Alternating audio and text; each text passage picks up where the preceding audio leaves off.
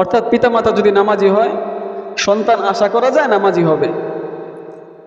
বাবা মা যদি নামাজি না হয় তাহলে সন্তানকে আমি নামাজি বানাবো আর আমি নামাজ পড়বো না। এই আমি যে নামাজ পড়বো না এটার দ্বারা আমার ফায়দা কি? আমার সন্তান কি আমাকে বাঁচাইতে পারবে? আমার ছেলে কি আমাকে রক্ষা করতে পারবে? আমার মেয়ে কি আমাকে রক্ষা করতে পারবে? আমার স্ত্রী কি আমাকে রক্ষা করতে পারবে? পারবে না।